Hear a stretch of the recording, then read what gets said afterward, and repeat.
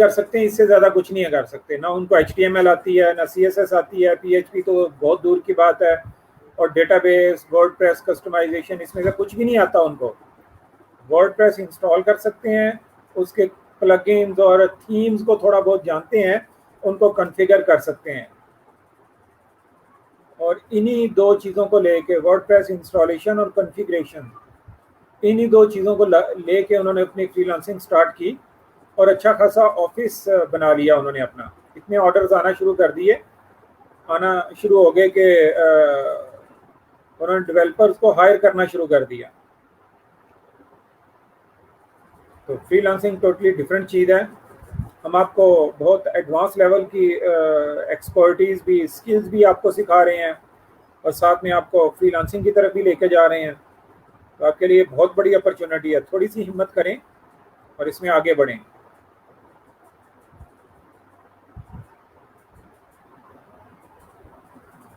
आज थोड़ा सा हिम्मत करना, दिन को थोड़ी सी मेहनत कर लेना, रात को थोड़ी सी मेहनत कर लेना। फ्रीलांसिंग कदरे बोरिंग स्टफ है। आदमी सोचता है, बैठ के सोचना हम जैसे लोगों के लिए बहुत मुश्किल काम होता है।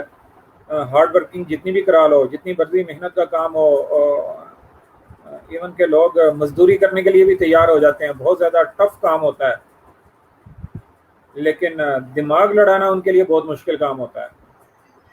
तो अगर थोड़ा सा दिमाग लड़ाना शुरू कर देंगे, दिमाग को हिलाना शुरू कर दें, हाथ पाँव नहीं हिलाने, कंप्यूटर के सामने बैठ के थोड़ा सा दिमाग चलाना है, ये सोचना है कि कैसे क्लाइंट हमारी पॉकेट में आ जाए, कैसे हम ऑर्डर्स को हासिल कर लें, क्या ऐसे अल्फाज लिखे जाएं, कोड किए जाएं, क्या स्ट्रेटजी बनाई जाए कि ज़्यादा से ज़्यादा प्रोजेक्ट्स मेरे पास आ जाएं। जो इस तरह सोचना शुरू कर देता है और जल्द ही वो बिजनेसमैन बन जाता है। जल्द ही 10, 15, 20, 100 लोगों की टीम उसके अंडर काम कर रही होती है, और लोग उसके लिए काम कर रहे होते हैं, और वो ज़िंदगी को एंजॉय कर रहा होता है। और जो दिमाग लड़ाने से दिल चुराता है, वो कहता है दिमाग लड़ाना कैसे, कहाँ से पैसे आएंगे, बैठ के सोचना कि पैसे कहाँ से आएंगे, ये उसके लिए बड़ा शौक है। प्रोजेक्ट कहाँ से आएंगे, कैसे आएंगे, ये सोच नहीं सकता। फिर वो सारी ज़िंदगी काम करता है, सारी ज़िंदगी हाथ और पाँव चलाता है। 60 साल की एज तक तो वो डेफिनेटली चलाता है, और उसके बाद भी उसको फ्री टाइम नहीं मिलता। 60 साल की एज के बाद भी हाथ पाँव चलाने पड़ते हैं उसको। इसलिए आप देखते हैं कि लोग रिटायरमेंट के बाद भी जॉब कर रहे होते हैं, पेंशन भी मिल रही होती है गवर्नमेंट एम्प्लॉयज़ को, और उसके बाद एक्स्ट्रा जॉब भी कर रहे होते हैं। क्यों जी? हमारी प्रॉब्लम्स अभी भी स्टिल मौजूद हैं, इसलिए थोड़ी सी हिम्मत कर ली जाए, ऊपर वाले पोर्शन को ज़रा हिलाया जाए, वो अनयूज़ ना रहे, उसको यूज़ किया जाए। जो लोग उसको यूज़ करना शुरू कर देते हैं वो लीड करते हैं दुनिया को, वो अपने एरिया को, अपने इलाके को लीड कर रहे होते हैं। आजकल का ज़माना हार्ड वर्किंग का नहीं है, स्मार्ट वर्क का है। कुछ डिफरेंट सोचना, लोगों से कुछ बेहतर सोचना, जो इस तरह सोचना शुरू कर देता है वो आगे निकलना शुरू हो जाता है। तो चलें, बहरहाल हम स्टार्ट करते हैं। बहुत सारी स्मार्ट थिंकिंग पे हम बात करते रहेंगे कि कैसे स्मार्ट वे में सोचा जाए, स्मार्ट वे में काम किया जाए। बहरहाल आज का जो दौर है, ऑनलाइन बिजनेसेस का दौर है, ऑनलाइन चीज़ें आ चुकी हैं। तो जो इस बिज़नेस को अपनाता है कि जो चीज़ें ऑनलाइन है, इसको लेके अपना कैरियर को स्टार्ट करता है, तो ये स्मार्ट वर्किंग है, स्मार्ट थिंकिंग है। मैंने बताया था कि कैसे आप अपने ऑनलाइन बिजनेस को बढ़ा सकते हैं। तो सबसे पहला टास्क आपका ये होना चाहिए कि आप लोग रोज़ाना आधा घंटा निकालें, 15 मिनट निकालें, और पूरे के पूरे इंटरनेट को एक्सप्लोर करना शुरू कर दें। रोज़ाना सोचें कि मैं क्या गूगल पे लिखूं, मुझे क्या रिजल्ट आने चाहिए। और लिखना क्या है, मैंने ये भी बताया था। आपका टास्क ये है, ज़्यादा से ज़्यादा लोगों को देखें कि ऑनलाइन वो पैसे कैसे कमा रहे हैं, क्या क्या आइडियाज़ हैं उन पे, उनके पास किन किन आइडियाज़ को लेके उन्होंने पैसे कमाए हैं, या कमा रहे हैं या कमाने की कोशिश कर रहे हैं। तो बिजनेस की इब्तिदा इधर से ही होती है कि आप लोगों के बारे में सोचें, लोगों को देखें, लोगों के बारे में जानें कि वो कैसे पैसे कमा रहे हैं। तो जब आप बहुत सारे लोगों के बारे में जान जाएंगे कि वो कैसे कैसे पैसे कमा रहे हैं ऑनलाइन, तो फिर आपके दिमाग में भी ऑटोमेटिकली आइडिया आना शुरू हो जाएंगे। तो हम कुछ आइडियाज तो आपको दे रहे हैं, कुछ बेस लाइन तो आपको दे रहे हैं कि आप सरे 10 फ्रीलांसिंग स्टार्ट करेंगे अपवर्क, फाइवर और इन प्रोजेक्ट प्लेटफॉर्म्स को लेके। लेकिन ऑनलाइन दुनिया बहुत वसी है, तो अपने आप को ग्रूम करने के लिए, अपने आप को प्रिपेयर करने के लिए और अपने बिजनेस को ग्रो करने के लिए पहला टास्क ये होता है जो दिमाग हिलाने का काम करता है कि आप ज़्यादा से ज़्यादा कंपनीज के बारे में सोचें। स्टार्ट लें कि फेसबुक पैसे कैसे कमा रहा है, गूगल पैसे कैसे कमा रहा है, माइक्रोसॉफ्ट पैसे कमाने की तरतीब उसकी क्या है। बहरहाल मुझे मौका मिला तो कुछ इन कंपनीज के बारे में या कुछ आजकल जो पैसे कमाने का, ऑनलाइन पैसे कमाने का, ये बहुत बड़ी बड़ी जो मल्टीनेशनल कंपनीज हैं लाइक गूगल और माइक्रोसॉफ्ट और इस तरह जो बड़ी बड़ी कंपनीज हैं, ये कैसे पैसे कमा रही हैं और एक एडवांस टेक्निक ये यूज़ कर रही हैं। उन पर हम किसी वक्त में बात भी करेंगे। बहरहाल आज का वो मौजूद तो नहीं है, लेकिन इससे पहले ज़रूरी है कि आप खुद से इन चीज़ों को एक्सप्लोर करना शुरू कर दें कि स्मार्ट वे में कैसे पैसे कमाए जा रहे हैं। तो इन सब कंपनीज के बिजनेसेस को आप सोचें, इनका कोई एक बिजनेस नहीं है, बहुत सारे बिजनेसेस हैं। तो उन सबको एक्सप्लोर करना, जब आप उन सारे बिजनेसेस को ऑलमोस्ट कुछ ना कुछ को जानना शुरू हो जाएंगे, बहुत ज़्यादा को जानना शुरू हो जाएंगे, या आधों को या आधे से भी कम को, ऑनलाइन 10% बिजनेसेस क्या हो रहे हैं इनको ही जानना शुरू कर देंगे, तो आपके दिमाग में आइडियाज़ की भरमार हो जाएगी और आप इतने स्ट्रॉन्ग आइडियाज़ आएंगे कि आपको लगेगा कि अगर इनमें से किसी एक को भी इम्प्लीमेंट करना शुरू कर दें तो मेरे से मुंसलिक बहुत सारे लोगों की फाइनेंशियल प्रॉब्लम सॉल्व हो जाएगी। इसलिए मैंने कहा कि आप लोग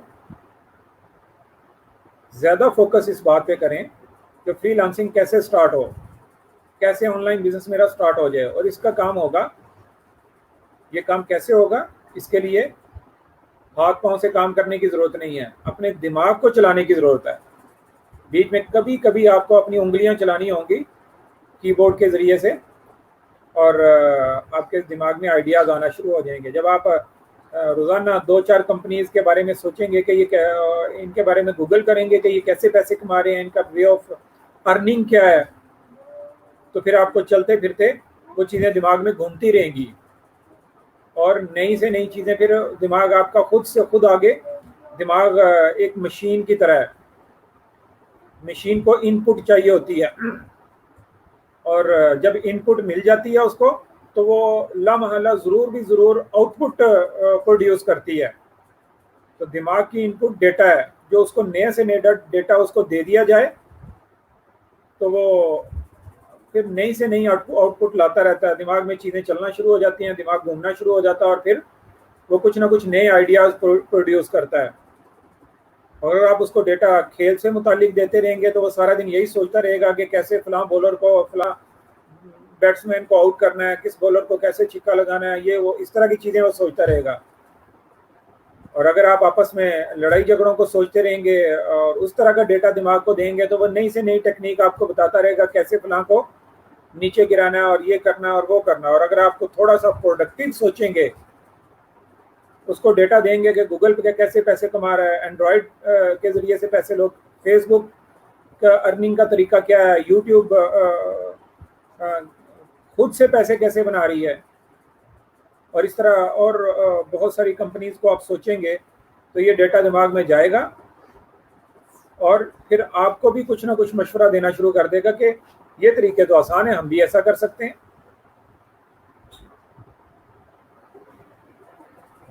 मैं हर बैच के साथ एक स्टोरी शेयर किया करता हूँ। बहरहाल आप भी थोड़ा सा उसको गूगल करेंगे तो आपको भी वो सक्सेस स्टोरी मिल जाएगी।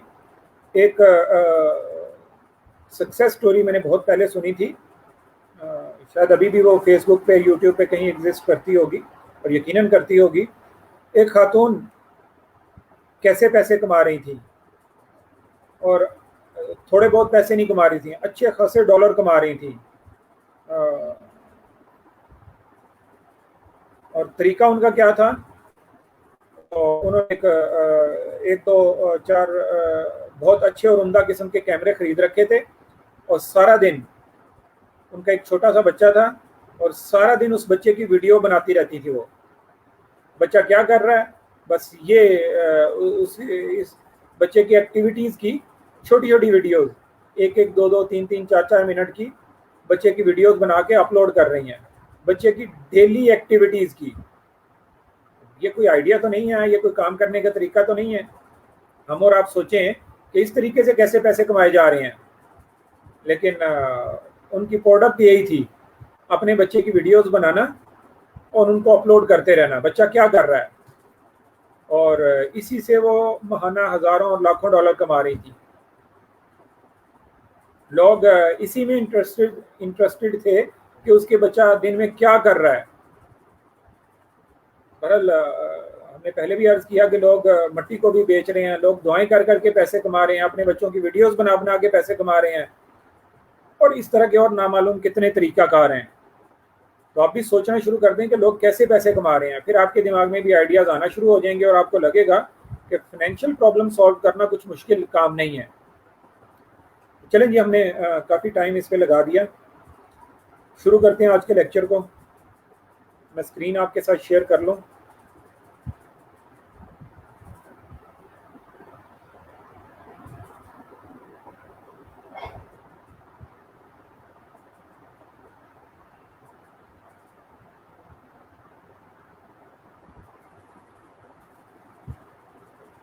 आज हम PHP अरेज को पढ़ेंगे। चलें जल्दी से स्लाइड्स को कवर करते हैं। ज़्यादा वक्त हम सुब्लाइम टेक्स्ट पे गुजारेंगे कि हम देखेंगे कि अरेज क्या चीज़ें और कैसे वर्क करती हैं।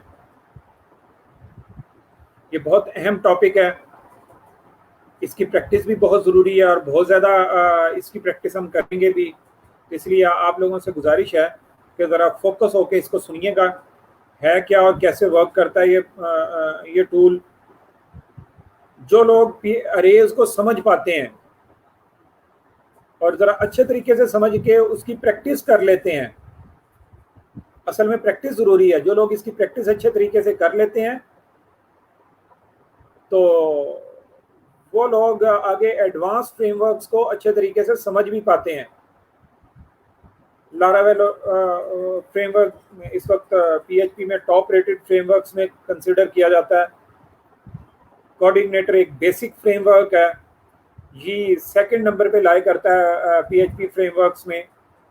तो ये सारे फ्रेमवर्क्स जितने भी हैं, और इसके अलावा भी बहुत सारे फ्रेमवर्क्स हैं, ये फ्रेमवर्क्स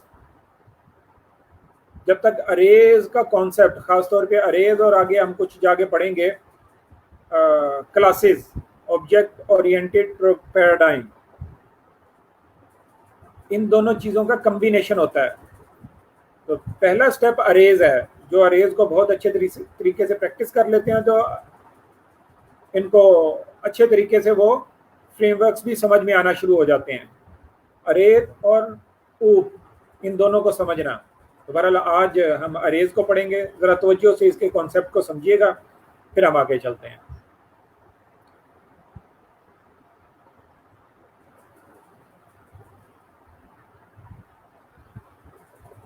पहले एक दफ़ा सुन लीजिएगा अरेज क्या हैं। हमने PHP को स्टार्ट करते ही सबसे पहले वेरिएबल्स पढ़े थे। वेरिएबल्स और डेटा टाइप्स, कुछ इस तरह की बातें हमने की थी, और हमने कुछ वेरिएबल्स क्रिएट भी किए और डेली बेसिस पे हम क्रिएट कर रहे हैं और उनसे मुख्तलिफ काम ले रहे हैं। जितने भी वेरिएबल्स अभी तक हमने देखे वो सिंगल वैल्यू को होल्ड करते हैं। एक वेरिएबल $x मैंने क्रिएट किया तो उसमें एक सिंगल वैल्यू जाएगी। मैं उसके अंदर 10 स्टोर करवा दूं, 100 स्टोर करवा दूं या 1000 स्टोर करवा दूं। ऐसा नहीं होता कि एक ही वक्त में उसमें 100 भी हो, 10 भी हो और 1000 भी हो। उसमें एक वक्त में एक ही वैल्यू होगी, या तो 100 होगी या 10 होगी या 1000 होगी। और अगर उसमें मैं एक स्ट्रिंग स्टोर करवा देता हूँ एक्स वेरिएबल के अंदर, हेलो वर्ल्ड, तो अब उसमें अगर मैं 100 स्टोर करवाना चाहता हूँ तो हेलो वर्ड बीच में से निकल जाएगा, वो डिस्कार्ड हो जाएगा और फिर उसमें 100 आएगा। तो अभी तक जितने भी वेरिएबल्स हमने पढ़े वो सिंगल वैल्यू थे, उनके अंदर सिंगल वैल्यू जाती थी। कभी जरूरत ऐसी पेश आती है कि हम एक वेरिएबल कुछ ऐसा क्रिएट करना चाहते हैं कि जिसके अंदर मल्टीपल वैल्यूज जा सकें, हमारी जरूरत कुछ ऐसी पेश आ जाती है। फॉर एग्जांपल, हम स्टूडेंट का डेटा हमारे पास मौजूद है, तो हम चाहते हैं कोई एक ऐसा वेरिएबल हो जिसके अंदर स्टूडेंट का नाम, उसका उसके वालिद का नाम, उसका रोल नंबर, उसका ईमेल एड्रेस और इस तरह की ये सारी चीज़ें उसमें आ जाएं। या उसके अंदर कोई एक ऐसी वेरिएबल होना चाहिए जिसके अंदर सारे के सारे स्टूडेंट्स के नाम हम स्टोर कर सकें। हमारी क्लास में 100 स्टूडेंट्स फॉर एग्जांपल, तो हम चाहते हैं कि कोई एक ऐसा वेरिएबल हो कि जिस वेरिएबल के अंदर क्लास के तमाम स्टूडेंट्स के नाम आ जाएं। तो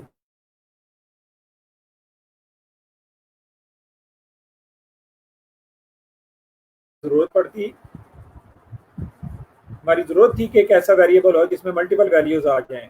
तो मल्टीपल वैल्यूज के लिए अरेज ऑफर की जाती हैं। अरेज ये फंक्शनैलिटी ऑफर करती हैं कि एक ही वक्त में मल्टीपल वैल्यूज उनके अंदर आ सकें। तो चलें स्टेप बाय स्टेप उनको देखते हैं वो कैसे क्रिएट की जाती हैं। तो प्रैक्टिकल स्लाइड्स हैं, खासतौर पे जैसा कि अभी आपको ये कोड से रिलेटेड कुछ कोड यहाँ पे लिखा हुआ है, तो इन स्लाइड्स को मैं ज़्यादा, और इसके अलावा जो कॉन्सेप्ट्स हैं एरेज से रिलेटेड वो अगर कोई स्लाइड पे आएंगे तो मैं बोल दूंगा, अदरवाइज बाकी चीज़ें जितनी कोड से रिलेटेड हैं वो हम कोड पोर्शन में जाके इसको देखेंगे, प्रैक्टिस के पोर्शन में जाके अरेज को बाकी समझेंगे। ऑलमोस्ट मैंने सारी चीज़ें आपको बता दी कि अरेज एक ऐसा वेरिएबल है जो मल्टीपल वैल्यूज को होल्ड करता है। और अरेज की दो किस्में होती हैं, ये एक दूसरी चीज़ है यहाँ पे, चूंकि एक अरे इंडेक्स अरे आ गई, तो अरे की दो किस्में होती हैं, एक इंडेक्स बेस्ड अरे और एक एसोसिएटिव अरे। एसोसिएटिव अरे और इंडेक्स बेस्ड अरे ये दोनों क्या होती हैं, चंद मिनट से हम इसको देख लेते हैं।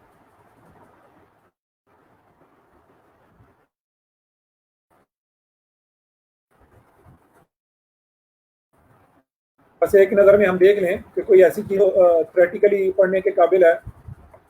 ऑलमोस्ट थ्योरी तो हमने पढ़ ली अरेज की, क्या अरेज क्या है। अगर आपको फिर भी कोई कन्फ्यूजन है अरे के बारे में तो थोड़ी देर ज़रा वेट करें, उम्मीद है 1-2 मिनट में वो कन्फ्यूजन आपकी दूर होगी। और अगर फिर भी दूर ना हो तो अपने पास कोई थ्योरी को नोट कर लें, और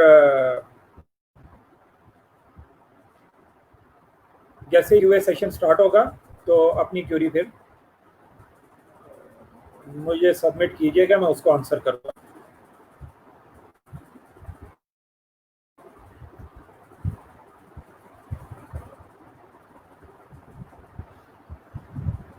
ये जी, ये एक अरे है जो आपको नजर आ रही है सामने स्लाइड में।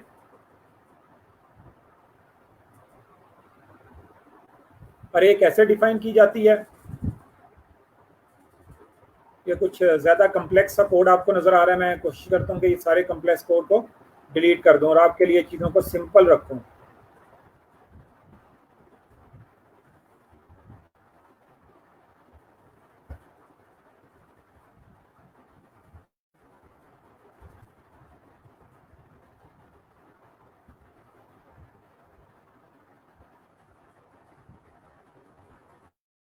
टॉप पे आपको एक बनी हुई नज़र आ रही है,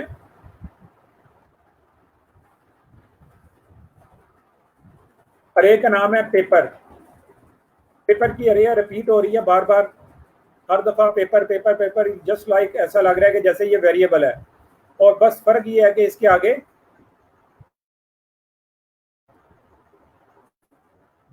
फिर ब्रैकेट आ रही है और आगे इसके अंदर वैल्यू स्टोर की जा रही हैं। पहले पेपर की अरे में ये बहरहाल एक तरीकाकार है पेपर की अरे डिफाइन करने का, और एक से ज़ायद तरीकाकार है अरे बनाने के। तो एक तरीकाकार ये है बल्कि पहले हम सिंपल वन देख लेते हैं, फिर उसके बाद इसको देखते हैं। मैं इसको भी कमेंट कर देता हूँ। एक सिंपल सी एग्जांपल देखिएगा अरे की, फिर उसके बाद हम इसको इस एग्जांपल को पढ़ते हैं। अरे बनाने का तरीकाकार ये है, देखिएगा ज़रा, इस तरह मैं बना रहा हूँ वैसे ही आप बनाइएगा। अरे का कीवर्ड लिखा जाए, अरे ARR। जैसे ही मैंने ये लिखा तो नीचे कुछ सजेशन आ रही है, मैं इस सजेशन को लेकर ही एंटर का बटन हिट कर देता हूँ। एंटर का बटन दबाया तो अरे का नाम मुझे लिखने को कहा गया। मैं अरे का नाम X रख देता हूँ, फसर 10, मुझे कोई ख़ास ज़रूरत नहीं है कोई ख़ास तरह की अरे डिफ़ाइन करने की। और अरे ऐसे लिखी जाती है, ऐसे बनाई जाती है, ऐसे डिफ़ाइन की जाती है। अरे डॉलर साइन, ये भी एक वेरिएबल होता है, तो इसलिए इसके साथ भी डॉलर साइन आता है। डॉलर साइन के बाद अरे का नाम आता है, अरे के नाम के बाद इक्वालिटी साइन आता है, और आगे इधर तक तो अभी तक तो हमने इसको वेरिएबल की तरह ही ट्रीट किया है, जैसे वेरिएबल होता है वैसे ही है। बस अरे डिफाइन करने का तरीकाकार ये होता है कि इक्वालिटी साइन के बाद अरे का कीवर्ड आए और पैरेंथेसिस आ जाएं और आगे सेमीकोलन। ये एक अरे डिफाइन हो चुकी है। ये अरे क्या है, अभी इसके अंदर कुछ भी नहीं है, खाली अरे है। अगर मैं इसको यहाँ पे प्रिंट आर करूं तो ये खाली अरे की ही फॉर्मेशन मुझे आउटपुट नजर आएगी, आउटपुट के तौर पे नजर आएगी। चलें इसको आउटपुट करके देखते हैं।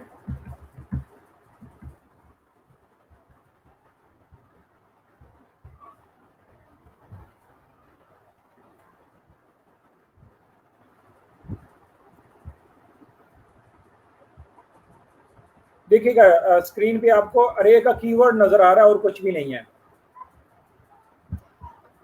अब अरे के अंदर अभी अरे खाली है, इसमें कुछ भी नहीं डाला हमने, इसमें कोई चीज स्टोर नहीं करवाई, तो इसलिए यहाँ पे जब मैंने इसको प्रिंट आर किया, इसको प्रिंट करने की कोशिश की, तो एक्स में कुछ भी नहीं है, जस्ट अरे दिखा रहा है कि ये कोई अरे टाइप वेरिएबल है इसमें कुछ नहीं। अब इसमें वैल्यू स्टोर करवाते हैं। मैं इसमें वैल्यूज कुछ खास स्टोर नहीं करवाता, 10 स्टोर करवा देता हूँ, 11 स्टोर कर 12 स्टोर करवा दिया, 13 स्टोर करवा दिया। जितनी भी वैल्यूज आप इसमें डालना चाहते हैं, अगर वो वैल्यूज इंटीजर हैं तो उनको ऐसे आप अरे के पैरेंथेसिस के अंदर कोमा सेपरेटेड करके डाल दें। अब दोबारा तरह मैं अपनी स्क्रीन के आउटपुट पे जाता हूँ। अब मैंने उसके अंदर 3 वैल्यू स्टोर करवा दी, 10, 12 और 13। पेज को रिफ्रेश किया तो ये देखें उसके अंदर वैल्यूज मुझे नजर आ रही हैं कि अरे के 0 इंडेक्स पे 10 पड़ा है, 1 इंडेक्स पे, लेकिन ये कुछ अच्छी प्रेजेंटेबल फॉर्म नहीं है अरे की। तो थोड़ा सा प्रेजेंटेबल फॉर्म में इसको लेके आते हैं, अच्छे तरीके से ये बात समझ में आ जाए। तो मैं ये करता हूँ कि अरे प्रिंट आर फंक्शन से पहले एक PHP में प्री का टैग होता है, टेक्स्ट को फॉर्मेट करने के लिए इस्तेमाल होता है, तो इको प्री कर देता हूँ। ये इको और डबल कोट्स के अंदर प्री का टैग, HTML का प्री का टैग है, अरे की फॉर्मेशन को ज़रा बेहतर कर देगा, तो ये लगा देता हूँ। अरे को डिबग करने का ये मैकेनिज्म है। 2 चीज़ें समझिएगा, अरे कभी इको नहीं होती। अरे के लिए, अरे को प्रिंट करवाने के लिए, पूरी की पूरी अरे को प्रिंट करवाने के लिए प्रिंट आर का फंक्शन यूज होता है, प्रिंट अंडरस्कोर आर। और अरे की फॉर्मेशन बेहतर बनाने के लिए उस प्री का टैग यूज होता है। इन दोनों चीज़ों को जहन नशीन रखिएगा, हम इनको बार बार प्रैक्टिस करेंगे। अब देखिए, अब मैंने पेज को रिफ्रेश किया तो ज़रा अच्छी और उम्दा अंदाज में ये मुझे मिल गई। अरे के 0 इंडेक्स पे 10 पड़ा है, 1 इंडेक्स पे, तो अरे में 3 वैल्यूज़ पड़ी हैं, 10, 12 और 13। उम्मीद है ये बात आपको समझ में आ गई होगी। तो जितनी भी वैल्यूज़ यहाँ पे आप लिखना चाहते हैं लिखते चले जाएं। अब मैं इस वाली अरे को ज़रा, ये अरे बनाने का दूसरा मैकेनिज्म है। पहला वाला ज़रा सिंपल है जो मैंने ऊपर एक्स अरे बनाई है, और दूसरी अरे बनाने का ये मैकेनिज्म, ये भी कुछ मुश्किल नहीं है, लेकिन ये एक दूसरा मैकेनिज्म है। अरे का नाम लिखा डॉलर साइन के बाद और स्क्वायर ब्रैकेट्स आगे डाल दी, और फिर जितनी भी वैल्यूज आपने उसमें स्टोर करवानी है वो करवाते जाएं। पहले पेपर में कॉपियर, फिर इंक और ये स्ट्रिंग वैल्यूज इसमें स्टोर करवा दी। अब मैं इस वैल्यू को, पेपर की अरे को यहाँ पे आउटपुट करता हूँ।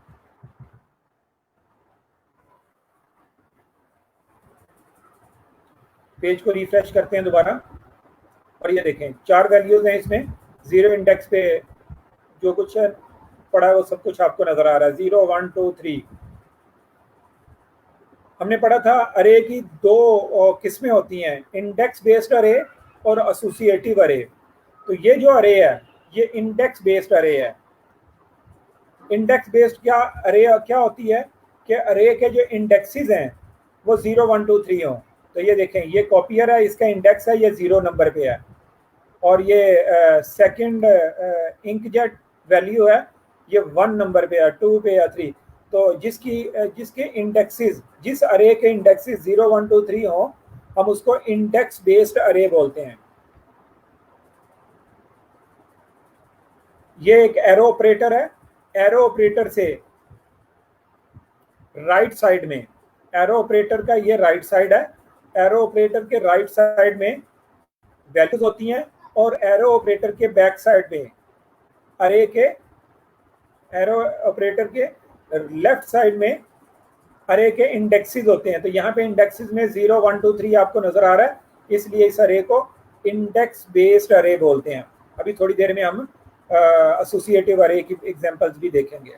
उम्मीद है सिंपल सी अरे डिफाइन करने के 2 तरीकाकार आपने देख लिए।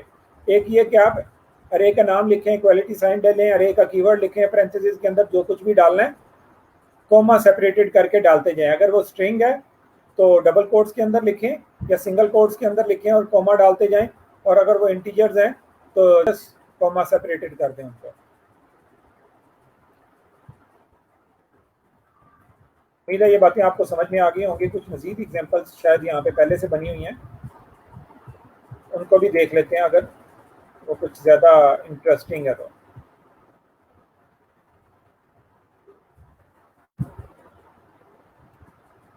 ये कुछ मजीद अरेज बनाई गई हैं यहाँ पे। एक एक्स अरे है, ये तो अभी हमने देख ली। इसके नीचे एक स्ट्रिंग बेस str अरे है, इसके अंदर सारी स्ट्रिंग वैल्यूज डाली गई हैं। अगर मैं str को यहाँ पे प्रिंट करता हूँ, देखिएगा नीचे स्ट्रिंग अरे को str, यहाँ पे str को प्रिंट किया जा रहा है, तो इसमें सारी की सारी स्ट्रिंग वैल्यूज हैं। जैसे हमने पेपर, और ये नीचे एक ऐसी अरे है जिसमें कहीं पे स्ट्रिंग पड़ी हुई है, कहीं पे इंटीजर पड़ा हुआ है, कहीं पे स्ट्रिंग, कहीं पे इंटीजर। तो जो कुछ भी आप करना चाहें वो कर सकते हैं। मल्टीपल ये वाली अरे को प्रिंट करवाएं, कहीं पे स्ट्रिंग मिलेगा, कहीं पे इंटीजर मिलेगा। चलें, उम्मीद है ये बातें भी आपको समझ में आ गई। नेक्स्ट स्लाइड पे चलते हैं।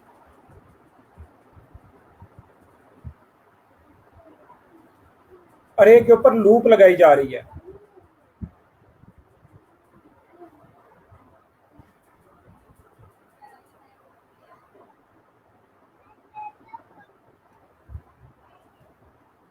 अरे सिंपल सी डिफाइन की गई है। पहले वाली अरे पिछली एग्जांपल में हम देख चुके हैं।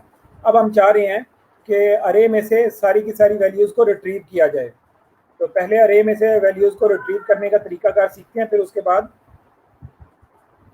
लूप लगा के इनको समझने की कोशिश करते हैं कि कैसे लूप लगा के वैल्यूज को रिट्रीव किया जाता है। तो मैं प्रिंट आर एक दफ़ा देख लेता हूँ यहाँ पे। ये बात अपनी हैबिट बना लें कि जब भी आप अरे को प्रोसेस करना चाहते हैं तो ये 2 डिबगिंग के मैकेनिज्म, ये 2 लाइनें, 2 लाइन ऑफ कोड आपके पास ज़रूर होना चाहिए। अरे को ब्लाइंडली प्रोसेस नहीं किया जा सकता, प्रॉब्लम्स आती हैं।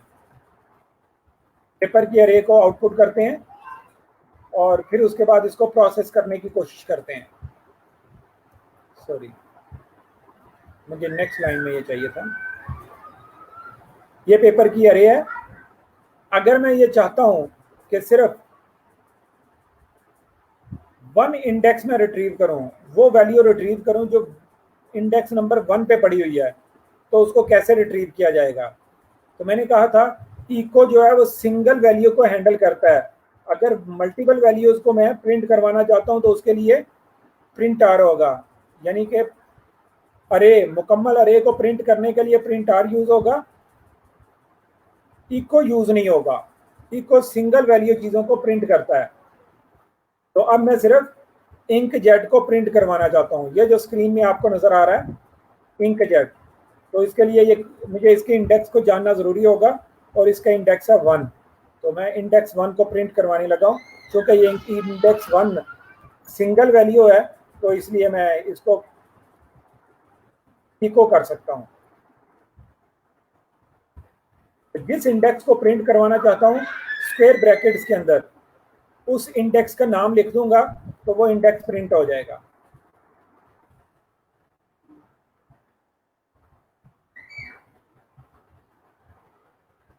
अब देख रहे हैं स्क्रीन के ऊपर सिर्फ इंक जेट लिखा हुआ आ रहा है, और अगर मैं यहाँ पे 0 लिख दूंगा तो ये फर्स्ट वाली वैल्यू आ जाएगी कॉपियर। अब उम्मीद है ये बात आपको समझ में आ गई होगी कि अरे से वैल्यू को रिट्रीव कैसे किया जाता है। अगर किसी की सिंगल वैल्यू को रिट्रीव करना हो तो बस स्क्वायर ब्रैकेट के अंदर इंडेक्स का नाम लिख दें, जो भी इंडेक्स का आप नाम लिखेंगे वो रिट्रीव हो जाएगा।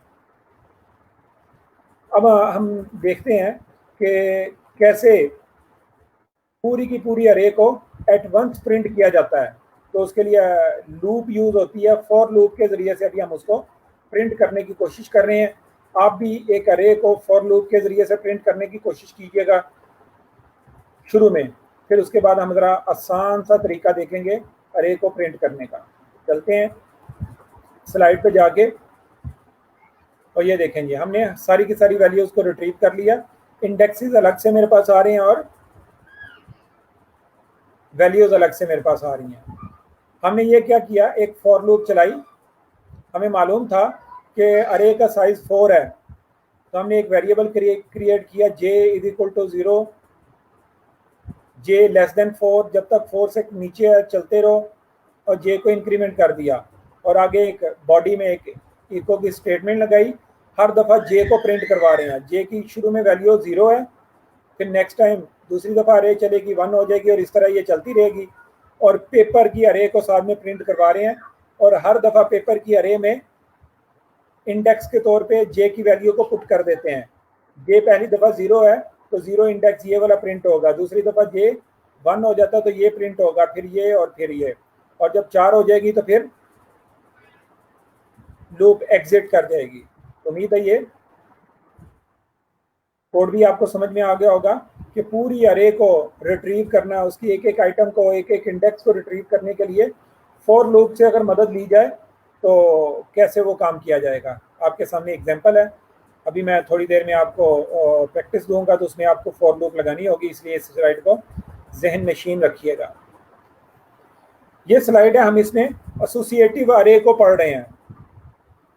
एसोसिएटिव अरे क्या होती है देखिएगा, जरा समझिएगा एसोसिएटिव अरे की यूज को, इसकी जरूरत को। होता यूं है, मल्टीपल वैल्यूज हैं। फॉर एग्जांपल हमने स्टूडेंट का प्रोफाइल एक अरे में स्टोर करवाया है। अरे इंडेक्स बेस्ड है। अगर हम ये जानना चाहें कि स्टूडेंट का ईमेल एड्रेस कौन से इंडेक्स पे पड़ा है तो हमें ढूंढना पड़ेगा। तो वो 0 इंडेक्स पे है, वो 10th इंडेक्स पे है, वो 9th इंडेक्स पे है, वो किस इंडेक्स पे है मालूम नहीं है। हम इको करके उसको देखेंगे और फिर हमें याद रखना पड़ेगा।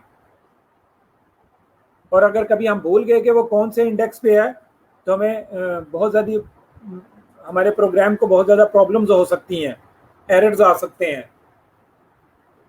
तो याद रखना एक कदरे ट्रिकी काम है। तो क्यों ना इंडेक्सेस को ज़रा सिंपल कर लिया जाए। तो सिंपल रखने के लिए एसोसिएटिव अरे है। ज़रा इसकी एग्जांपल को एक दफ़ा देख लेते हैं, फिर आपको लगेगा कि वाकई ये सिंपल है।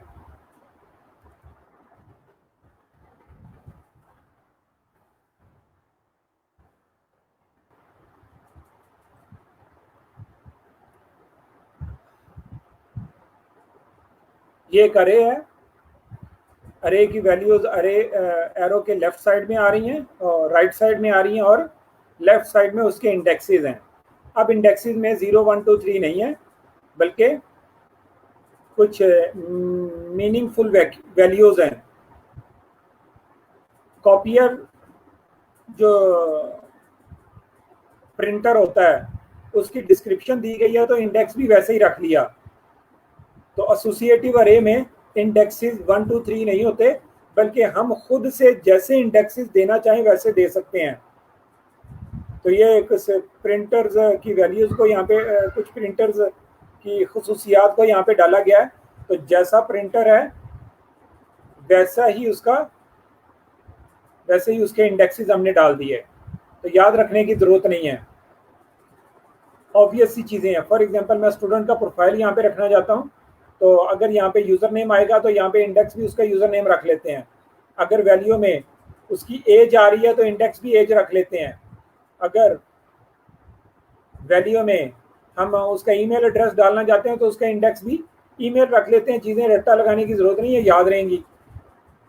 जी ईमेल कहाँ पड़ी है, ईमेल के इंडेक्स में देख लो। तो ये सिंपल हो गई। थोड़ी सी एडिटिंग करके देखते हैं इसमें। आपके सामने किसी एक वैल्यू को प्रिंट करवाना हो तो सिंपल है। हमने पहले देखा कि जो इंडेक्स है उस इंडेक्स को स्क्वायर ब्रैकेट्स में डाल दिया जाए। मैं लेज़र को प्रिंट करवाना चाहता हूँ तो पेपर में स्क्वायर ब्रैकेट्स के अंदर, चूंकि ये स्ट्रिंग वैल्यू है तो स्ट्रिंग वैल्यू को सिंगल कोट्स में या डबल कोट्स में रखते हैं। तो मैंने भी लेज़र इंडेक्स को प्रिंट करवाना है तो वही लिख दिया और वो प्रिंट हो गया। अगर मैं इंकजेट को प्रिंट करवाना चाहता हूँ या कॉपियर को प्रिंट करवाना चाहता हूँ तो इंडेक्स चेंज कर दूं, यहाँ पे वही प्रिंट हो जाएगा। उम्मीद है ये चीज़ भी आपको समझ में आ गई होगी।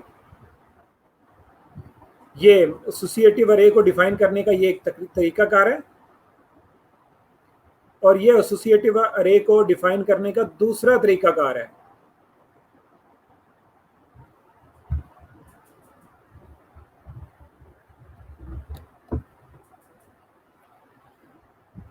ऊपर इंडेक्स बेस्ड अरे है, P1 उसको बोला है, और ये एसोसिएटिव अरे है P2। पीछे हमने एसोसिएटिव अरे स्क्वायर ब्रैकेट्स के तरीके से डिफाइन की थी।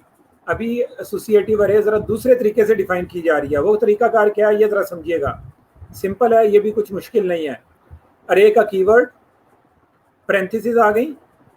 पैरेंथेसिस में आपने देखा ऊपर अगर हम चीज़ों को कॉमा सेपरेटेड कर दें तो इंडेक्स बेस्ड अरे बनती है खुद से। इसका 0 इंडेक्स 1 2 3 इस तरह चल जाएंगे। और अगर हम इंडेक्सेस खुद डिफाइन करना चाहें, यानी कि एसोसिएटिव अरे बनाना चाहें, तो उसके लिए हमें एरो ऑपरेटर की ज़रूरत पड़ती है। एरो ऑपरेटर के लेफ्ट साइड पे इंडेक्स होता है, राइट साइड पे वैल्यू होती है। तो हमने इंडेक्स खुद ही डिफाइन किया और एरो ऑपरेटर डाला, फिर आगे उसकी वैल्यू डाली और कॉमा का लगा दिया, और फिर नेक्स्ट लाइन में चलेगा। और इस तरीके से लाइनें खुद इसलिए रखी हैं ताकि चीज़ें समझ में आ जाएं। तो अरे डिफाइन, एसोसिएटिव अरे डिफाइन करने का एक तरीका कार ये है। सेम चीज़ें हैं, कुछ मुश्किल नहीं है। ज़रा इसको देख लेते हैं ये क्या है आउटपुट करके।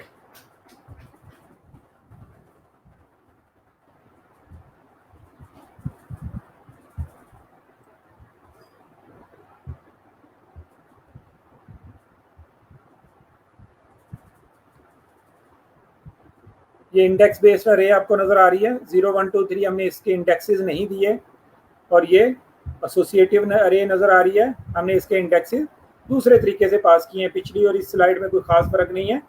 फ़र्क सिर्फ इतना है कि दो अलग अलग मैकेनिज़्म है। ये ज़रा सिंपलेस्ट है, वो भी कुछ इतना मुश्किल नहीं है, लेकिन बहरहाल है। दो तरीकाकार हैं, दोनों तरीकाकार हमने सीख लिए।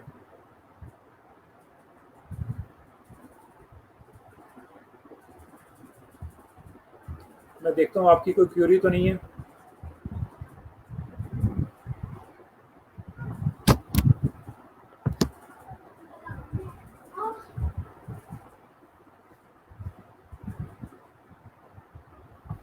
जी, शिजाज साहब को पिक्चर क्लियर नज़र नहीं आ रही। शिजाज साहब, आपका इंटरनेट का इशू है, बाकी ऐसा कुछ नहीं है। मेरे पास बहुत स्ट्रॉन्ग इंटरनेट इस वक्त मौजूद है और रोज़ाना ऐसे ही होता है। कभी उसमें डाउनफॉल आता है लेकिन वो बहुत कम होता है।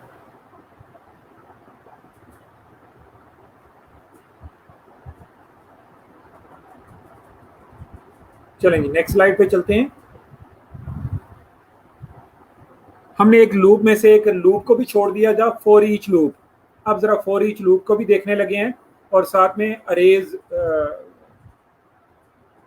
अरे को हैंडल करने का सबसे बेहतरीन तरीकाकार फॉर ईच लूप होती है। फॉर ईच लूप डिज़ाइन ही इस पर्पज़ के लिए की गई है कि अरेज को हैंडल करे। तो इसलिए अगर आप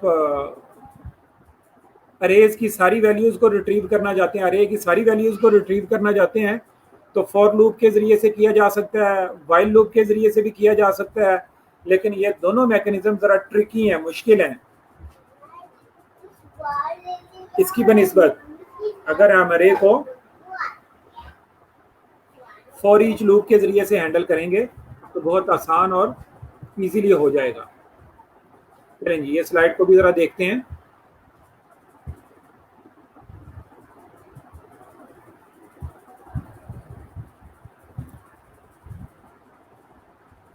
मैं ज़रा एक दफ़ा आपके सामने इसको डिफाइन करके उससे दिखाता हूँ। P1 एक अरे है, मैं इसको आइटरेट करना चाहता हूँ for each loop. For each loop मैंने जैसे ही फॉर लिखा तो फॉर भी आ गया और फॉर ईच भी आ गई। मैं इसको एंटर के बटन को हिट करता हूँ तो ये फॉर ईच लूप का सिंटेक्स है। ज़रा सिंटेक्स को समझिएगा क्योंकि वहाँ पे हमने ज़्यादा डिटेल में नहीं समझा था, आज ज़रा समझ लें उसको।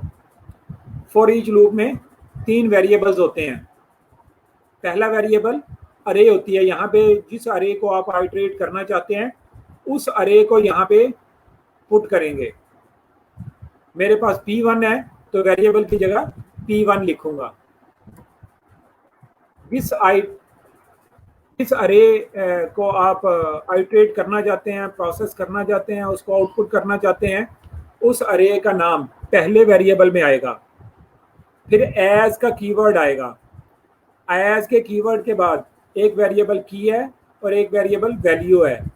इनके नाम मैटर नहीं करते, इनके पोजीशन मैटर करती है।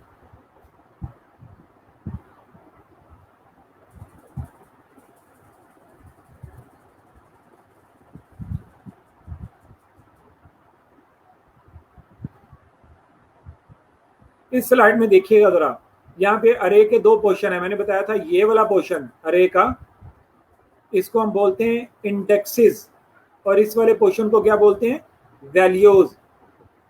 अरे ऑपरेटर के राइट साइड पे वैल्यूज होती हैं और अरे ऑपरेटर के लेफ्ट साइड में, एरो ऑपरेटर के लेफ्ट साइड में इंडेक्सेस होते हैं। तो फॉर ईच लूप के अंदर ये इंडेक्सेस को कीज बोलते हैं। चाहे आप इसको इंडेक्स कह लें, चाहे की बोलें, जो भी बोलें, बहरहाल ये इंडेक्सेस हैं, इनको फॉर ईच लूप में कीज बोलते हैं। और ये वैल्यूज ही हैं, एज इट इज वैल्यूज ही इनको बोलते हैं। तो अगर आप ये चीज़ें प्रिंट कराना चाहें तो ये की के वेरिएबल में आपको मिलेंगी, और ये चीज़ें प्रिंट करवाना चाहें यानी वैल्यूज प्रिंट कराएं तो वो वैल्यू के वेरिएबल में मिलेंगी। तो मैंने कहा था इनका नाम मैटर नहीं करता, इनकी पोजीशन मैटर करती है। एज के बाद पहली चीज जो आती है वो की होती है, और दूसरा एरो ऑपरेटर के बाद जो चीज आती है वो वैल्यू होती है। तो अगर मैं इको और की को इको करवा देता हूँ तो यहाँ पे सारी की सारी कीज जो आएंगी, इंडेक्सेस जो होंगे वो प्रिंट हो जाएंगे। BR का टैग डाल देता हूँ ताकि चीजें सेपरेट रहें। तो अब सारी की सारी स्क्रीन पे कीज प्रिंट होंगी। जैसा कि आप देख रहे हैं, मैं बार बार उसको रिफ्रेश कर रहा हूँ, कीज ही आ रही हैं, 0 1 2 3 आ रही हैं। और अगर मैं यहाँ पे कीज की जगह वैल्यू डाल देता हूँ, इको की जगह, तो वैल्यू प्रिंट करवाए तो अब वैल्यूज प्रिंट होंगी। ठीक, तो दोनों को प्रिंट कराना चाहें तो दोनों को भी आप करा सकते हैं, लेकिन मैंने पोजीशन बता दी। P1 एज, फिर उसके बाद की आएगी, फिर एरो ऑपरेटर और साथ में वैल्यू आएगी। उम्मीद है ये चीज़ भी समझ में आ गई होगी। आप फॉर ईच लूप के ज़रिए से अरे को आइट्रेट करने के काबिल हो गए हैं। नेक्स्ट चलते हैं, एक और अरे है। अब ज़रा इस अरे में चीज़ें ज़रा मुख्तलिफ हैं।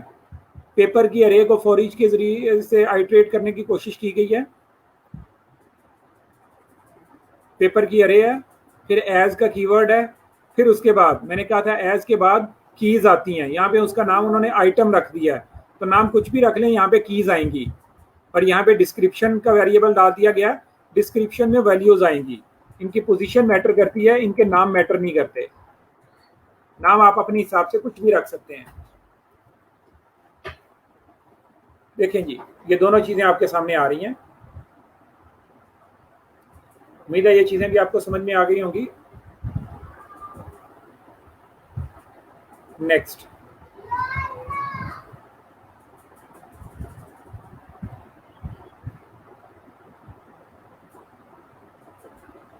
अच्छा, इसी अरे को अगर हम वाइल लूप के जरिए से आइट्रेट करना चाहें तो ये एग्जांपल है उसकी। वाइल लूप के जरिए से उसको आइट्रेट करने के लिए कतरे मुश्किल है, बट इतनी भी मुश्किल नहीं है। 2-3 फंक्शन यूज किए गए हैं, लेकिन हो जाता है। लेकिन आपने पहले देखा जैसे while loop, for each loop जितनी इजी है, वाइल लूप इतनी इजी नहीं है, लेकिन किया जा सकता है। फॉर लूप के जरिए से भी किया जा सकता है, वाइल लूप के जरिए से भी किया जा सकता है, और फॉर ईच के जरिए से भी किया जा सकता है। लेकिन फॉर ईच लूप जो है वो अरेज को आइट्रेट करने के लिए डिज़ाइन की गई हैं, इसलिए वहाँ पे इजीली हो जाएगा। लेकिन यहाँ पे कदरे मुश्किल तरीके से हो रहा है। ईच का एक फंक्शन है, बिल्ट इन फंक्शन है, फिर लिस्ट का एक फंक्शन है, इन दोनों को इस्तेमाल किया गया है। ईच का फंक्शन ये काम करता है कि अरे को लेता है, अरे में से हर आइटम को एक दफ़ा उठाता है, उठा के लिस्ट में डाल देता है उसको। और लिस्ट में 2 वेरिएबल्स हैं, एक में डिस्क्रिप्शन और एक में आइटम। यानी यहाँ पे वैल्यू इंडेक्स आएगा और यहाँ पे वैल्यू आएगी। हर दफ़ा एक इंडेक्स निकलेगा, लिस्ट में आ जाएगा, और लिस्ट उसको 2 हिस्सों में डिवाइड कर देगा, की और वैल्यू, और इस तरीके से ये प्रिंट हो जाएगा। स्लाइड में देखते हैं इसको जाके। सेम रिजल्ट्स हैं, कुछ एरर आया लाइन नंबर 8 पे। Line number 8 slide 11।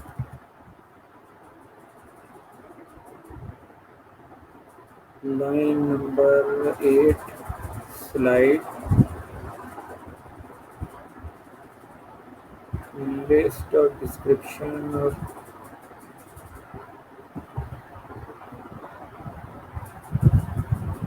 The each function is deprecate. जी ठीक है, हमें इसको ज़रा इग्नोर कर दें, ये डेप्रिकेट हो चुका है। PHP का लेटेस्ट वर्जन मैंने इंस्टॉल किया हुआ है, तो वहाँ पे इसको डेप्रिकेट, तो बहरहाल हमारा आउटपुट जो है ना, रिक्वायर्ड आउटपुट, ये नीचे मौजूद है। बहरहाल इस स्लाइड को बीच में से निकाल देना चाहिए। लेकिन बहरहाल ईच का जो फंक्शन है ये डेप्रिकेट हो चुका है। मतलब आप कह रहे हैं कि ये रिकमेंडेड नहीं है इसको यूज़ किया जाए, लेकिन बहरहाल इसने आउटपुट फिर भी जनरेट कर दी हुई है। ऊपर एक वार्निंग इसने दी है। चलेंगे आगे चलते हैं।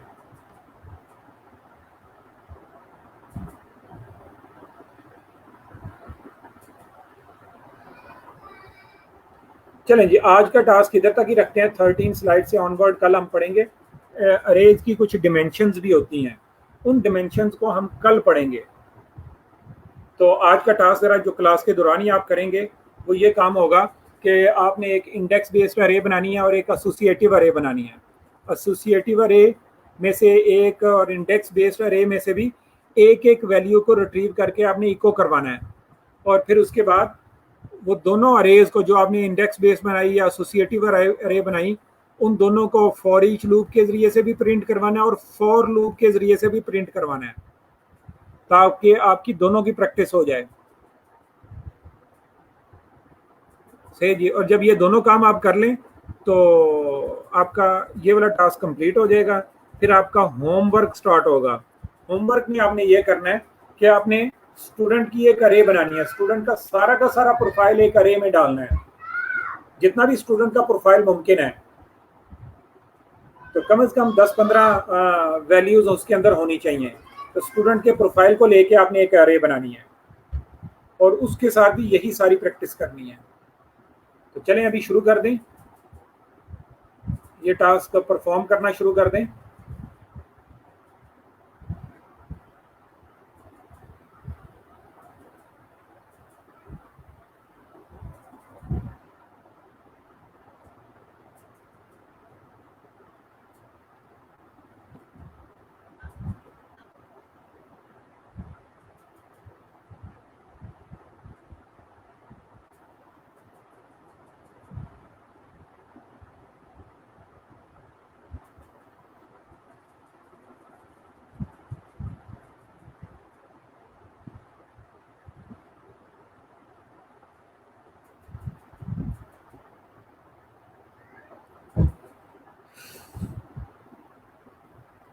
गुलशन, आप शायद अभी समझ नहीं पाई चीज़ों को। एक दफ़ा फाइल को आप सेव कर लें तो उसको आप जितना चाहें एडिट करें, लेकिन जितना भी आप उसको एडिट करें तो बार बार सेव एज ना करें, हमेशा सेव करें। बस एक दफ़ा आप उसको सेव कर लें तो फिर उसके बाद सेव एज के बटन पे कभी हिट ना करें, हमेशा कंट्रोल एस के बटन को कीबोर्ड के जरिए से उसको सेव करें। कंट्रोल एस दबाएं, वो ऑटोमेटिकली सेव हो जाएगी वहीं पे। सेव एज ना करें। आप ज़रा लाइव तशरीफ लाइएगा, मैं आपको बताऊंगा कि ये कैसे होगा अगर आपको समझ में नहीं आया तो। सेव एज नहीं करना चाहिए फाइल को। एक दफ़ा फाइल को सेव कर लिया तो फिर बार बार सेव एज ना करें, फिर उसको जस्ट सेव करती रहें।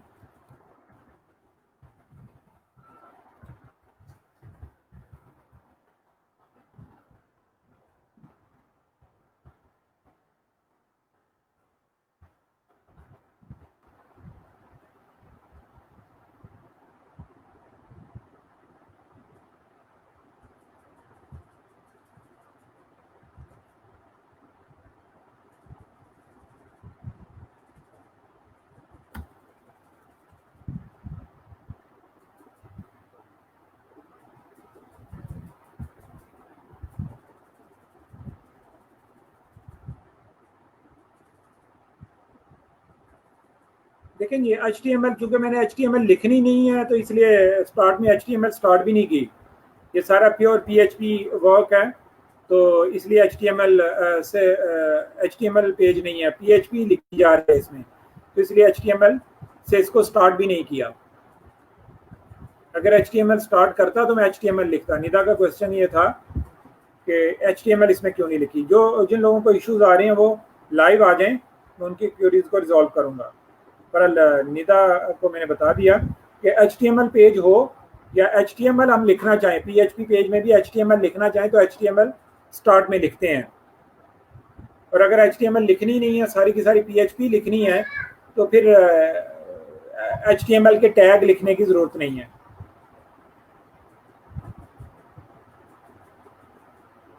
क्वेश्चन मैंने सारी HTML PHP अरे नहीं सारी पढ़ाई, कुछ रह गई हैं, वो इंशाल्लाह कल पढ़ाएंगे। कोशिश करेंगे जितना आज हो जाए, नहीं होता तो फिर इंशाल्लाह बाकी चीज़ें कल कर लेंगे। कुछ मुश्किल नहीं थी, चीज़ें आसानी थी। आप प्रैक्टिस करेंगे तो आपको समझ में आ जाएंगी। अगर आपको प्रॉब्लम आ रही है तो अब लाइव तशरीफ लाएँ, तो मैं आपकी प्रॉब्लम को रिजॉल्व कर दूंगा। ये कुछ मुश्किल नहीं था, मैंने ज़रा इसमें टाइम ज़्यादा ले लिया, इससे शायद आपको लग रहा है कि ये मुश्किल है, हालांकि ये मुश्किल नहीं है, आसान है। आप प्रैक्टिस स्टार्ट करें, इंशाल्लाह ये आसान हो जाएगा आपके लिए। साइमा, आपका इंटरनेट वीक है, आपकी रिक्वेस्ट मेरे पास आई है लेकिन डिवाइस नॉट कनेक्टेड आ रहा है। मतलब ये है कि आपका इंटरनेट वीक होने की वजह से वो डिवाइस से कनेक्ट नहीं हो पाया।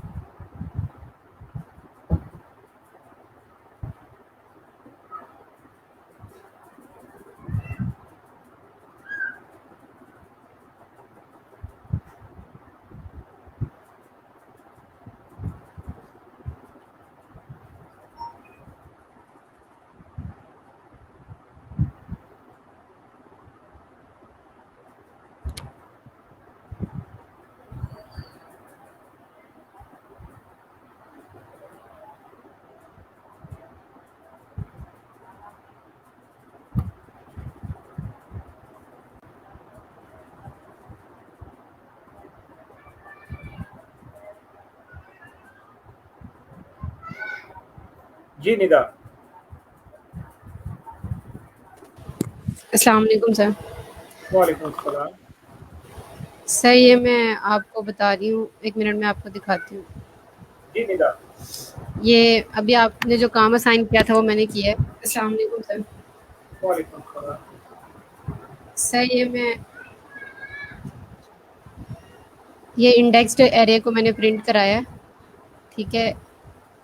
ये अगर हम इसको कमेंट कर दें फ़िलहाल और इसको रन करें तो ये हमें 4th इंडेक्स की वैल्यू रिटर्न करेगा। तो आप हर इको के बाद एक लाइन ब्रेक क्यों नहीं डालती? लाइन ब्रेक डालेंगी तो वो हो जाएगा। Okay sir. B R tag डालती नहीं ना हर एक के बाद, तो वो सही है। हर एक के लाइन ब्रेक। नहीं नहीं, ऐसे नहीं होगा, ऐसे नहीं होगा। डॉट ऑपरेटर डालें, dot operator, dot, double quotes, फिर इसके अंदर बी आर डालें। चलें अब इसको कॉपी पेस्ट कर लें सबके साथ।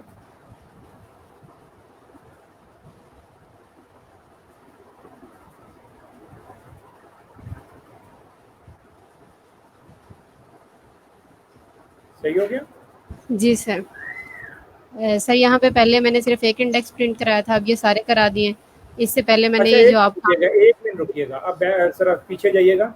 यहाँ जी, पे आपने इंडेक्सेस खुद से लिखे हुए हैं। जी, ठीक है मैं, अगर आप इंडेक्सेस को उड़ा दें तो ये खुद ब खुद इंडेक्सेस भी दे देगा इनको। 0 1 2 3 ना लिखें, ऑटोमेटिकली या खुद ही इंडेक्सेस देगी।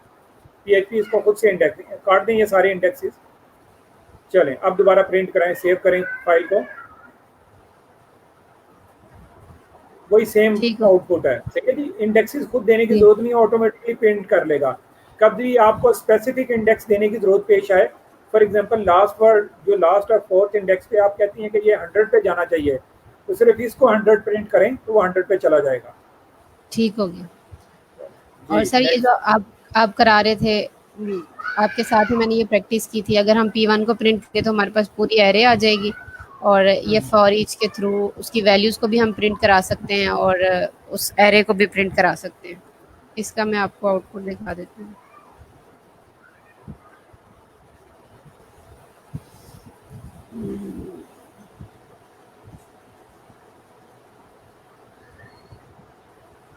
सर यहाँ पे ये स्पेस ले क्यों नहीं रहा? कौन सी स्पेस? ये मैंने इसे दिया दिया तो है, ये इसे ले नहीं रहा। फिर आउटपुट करें जरा, फिर आए वापस आए, बैक आए। आपने गड़बड़ की है थोड़ी। जी, शायद कहीं ना कुछ गड़बड़ है। एक मिनट, फॉर ईच लूप के आपने करली ब्रैकेट्स नहीं डाली।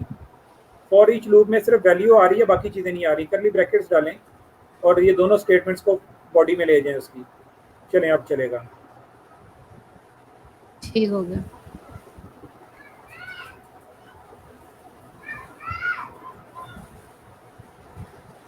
निदा ठीक। आपका जैम जैम से अच्छा, आपके पास जैम नहीं है, आप लिनक्स पे काम कर रही हैं। नहीं सर, इस पे मैंने ज़ैम्प इंस्टॉल कर लिया हुआ है। ज़ैम्प पे काम कर रही हूँ मैं फ़िलहाल। अच्छा, फिर अभी आप साइमा को ज़रा थोड़ी सी हेल्प आउट करें। साइमा यहाँ पे मौजूद हैं, उनको उनका कॉन्टैक्ट नंबर लेके उनकी प्रॉब्लम को रिजॉल्व करने की कोशिश करें और मुझे बताएं अभी कि जी उनका सर, मैं प्रॉब्लम क्या है। ज़रा जैम्प का इशू आ रहा है, जैम्प अनइंस्टॉल कीजिएगा और दोबारा से इंस्टॉल कीजिएगा। जैम्प का कोई और वर्जन या वैम्प का कोई और वर्जन अनइंस्टॉल कंप्लीट करने के बाद फिर उसको कर लीजिएगा। उम्मीद है उनका प्रॉब्लम रिजॉल्व हो जाएगा। और मुझे अभी ज़रा ठीक है सर, बताइएगा, मैं अगर नहीं होता तो मैं खुद देखता हूँ। ठीक है, मैं देख लेती हूँ। Okay sir. साइमा आप मुझे भी एक फेसबुक पे मैसेज कर दें, अगर आपका इशू रिजॉल्व नहीं होगा तो मैं फिर आपका इशू रिजॉल्व कर दूंगा।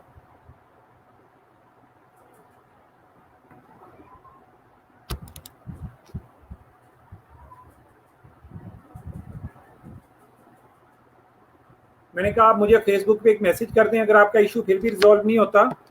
अभी निदा दूसरी वाली हैं, पहली वाली नहीं है, ये और हैं। तो इन ये इशू रिजॉल्व नहीं कर पाती तो फिर मैं आपको हेल्प करूंगा। आप मुझे एक मैसेज कर दें फेसबुक पे ताकि मैं भी आपके साथ टच में रहूं। जब आप उनसे इशू रिजॉल्व ना हो जाए हुआ तो मुझे आप कांटेक्ट कीजिएगा, मैं आपका इशू रिजॉल्व करूंगा।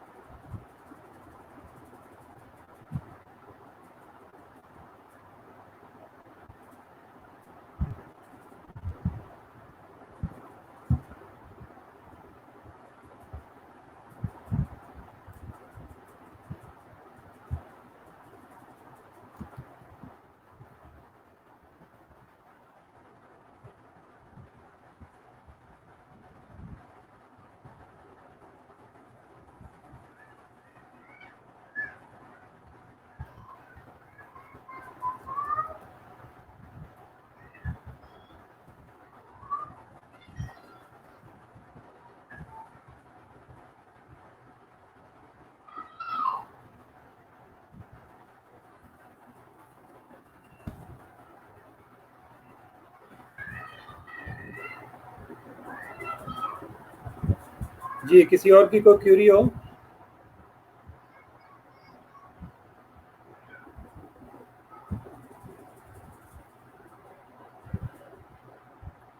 जी।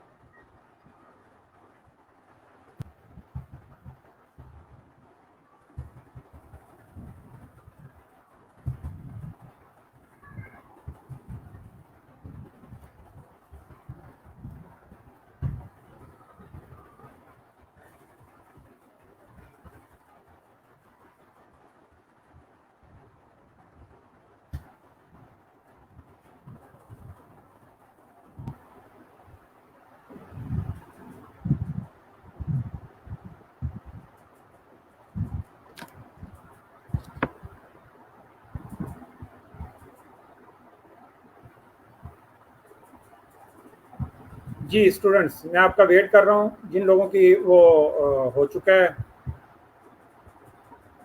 असाइनमेंट या टास्क जो दिया गया था, बहुत अच्छी बात है, वो मुझे मैसेज करते रहें कि हमने ये काम कर लिया है। और जिन लोगों का इशू आ रहा है वो मुझे काइंडली बताएं कि क्या इशू आ रहा है। वो लाइव तशरीफ़ लाएं, मैं उनके इशू को रिजॉल्व करूँगा। मैं आपके इश्यूज़ का वेट कर रहा हूँ। जो भी क्यूरी मुझे सबमिट की जाएगी मैं उसको रिप्लाई करूँगा। आप साथ में कोड भी करते रहें।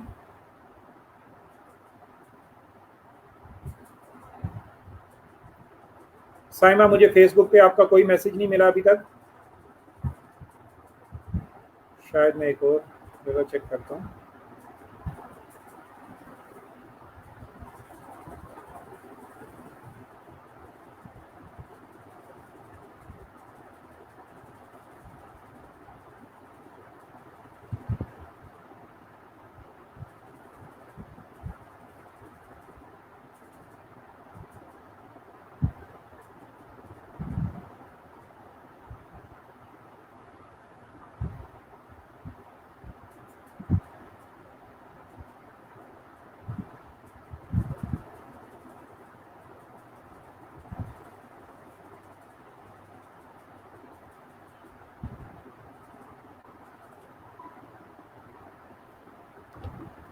जी, ये अरेज सब लोग कंप्लीट करें इस टास्क को। जिसका नहीं हो रहा वो मुझे बताएं कि उनके पास क्या इशू आ रहा है।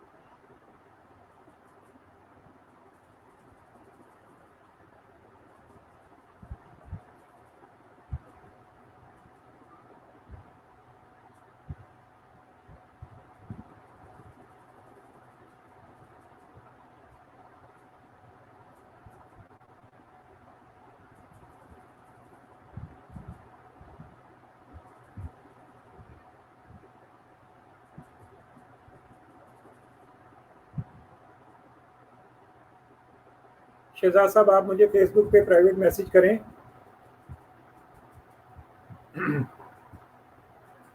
तो आपको नंबर मिल जाएगा। फेसबुक पे मुझे मैसेज कर दें चैट में।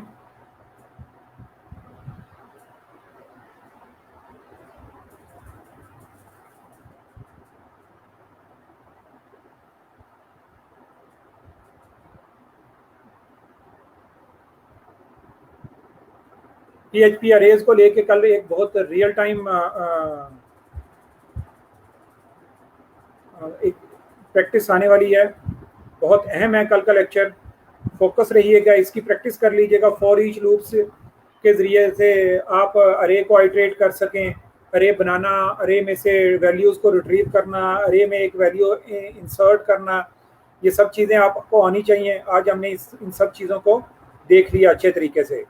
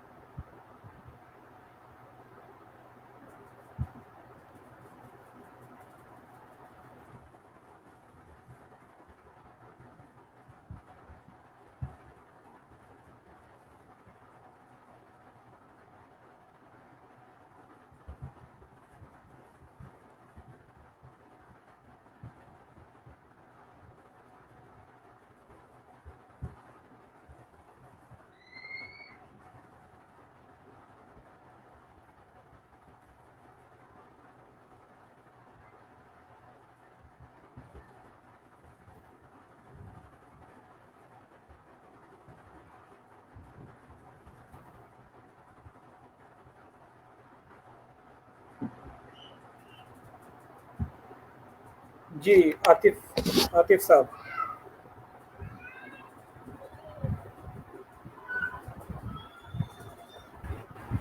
अस्सलाम वालेकुम सर। वालेकुम सलाम। सर कैसे हैं आप? ठीक हैं? बिल्कुल ठीक।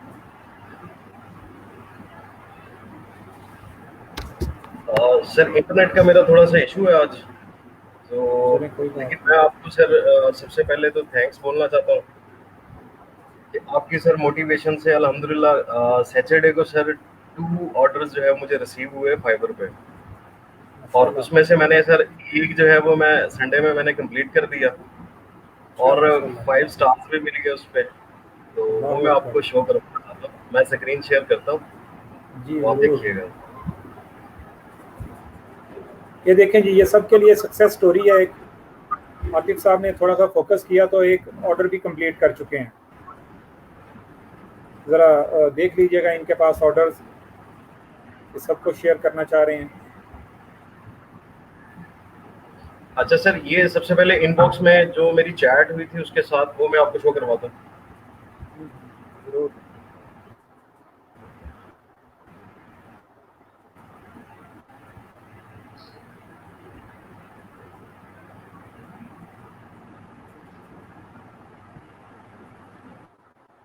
इंटरनेट से स्लो है आज मेरा, तो कोई इसलिए बात काफी नहीं, प्रॉब्लम जो है वो मुझे फेस करना पड़ रहा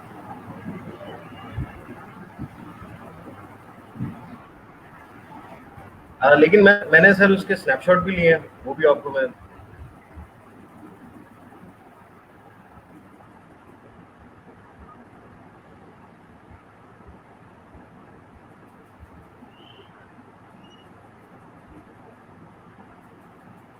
हाँ, ये स्क्रीनशॉट दिखा दें, ये ज़्यादा अच्छा है। जी सर। टाइम भी नहीं लगेगा।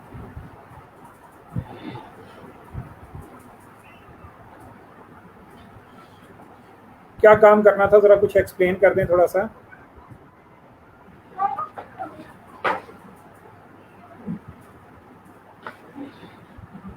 सर एक्चुअली काम ये था कि डाटा स्क्रैप करना है। ये एक तो ऑर्डर था $30 का, जिसमें ईमेल्स फेसबुक ग्रुप से जो है वो स्क्रैप करनी थी। सही। और जो दूसरा है ये वाला, ये मैंने कंप्लीट कर लिया था और इस पे जो है वो सर 5 स्टार्स भी मिल गए, वो मैं आपको शो करवाता हूँ। लोड हो गया होगा अभी।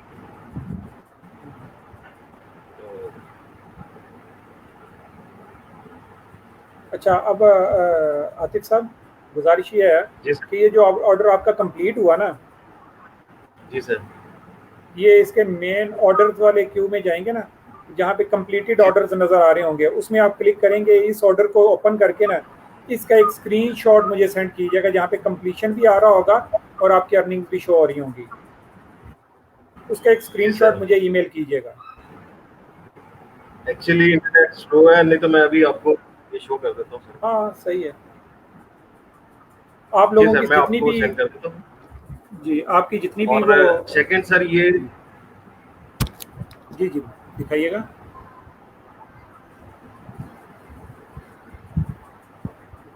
अच्छा सर, इस ऑर्डर पे मुझे थोड़ा सा जो है वो आपकी हेल्प चाहिए होगी। ये जी ऑर्डर जी की जरूर। डिटेल जो है सर यहाँ आप देख सकते हैं स्क्रीन पे। तो ये 500,000 ईमेल्स जो है वो स्क्रैप करनी है फेसबुक ग्रुप से, और रिक्वायरमेंट ये है कि 20 मिलियन यूजर्स होने चाहिए। तो इसमें सर मुझे काइंडली थोड़ी सी जो है वो आप गाइडलाइन कर दें कि कैसे कंप्लीट करना है। मेरे पास 7 डेज का टाइम है इसको। मुझे बताइएगा टास्क क्या है ज़रा। सर ये स्क्रीन शेयर नहीं है आपके सामने? स्क्रीन थोड़ा सा आप ऊपर करें इसको, ज़रा स्क्रॉल अप करें ज़रा, और स्क्रॉल डाउन करें ज़रा। नीचे पूरा समझ में लिखा हुआ नज़र नहीं आ रहा है। स्क्रैप एंड ये तो $10 वाला तो कंप्लीटेड है ना आपका ऑर्डर? जी सर, वो कंप्लीट हो गया सर। जो काम करने वाला है ना वो बताइएगा, ताकि मैं आपको कुछ बता सकूं। अच्छा सर, उसमें फेसबुक से जो है वो ईमेल्स ईमेल स्क्रैप करनी है। फेसबुक ग्रुप फेसबुक की ग्रुप से उन्होंने सर आईडी दी है ईमेल आपको? स्क्रैप करनी है, और कौन से फेसबुक ग्रुप से उन्होंने वो उनकी कोई दिया, रिक्वायरमेंट ये बताया? है कि 20 मिलियन जो है वो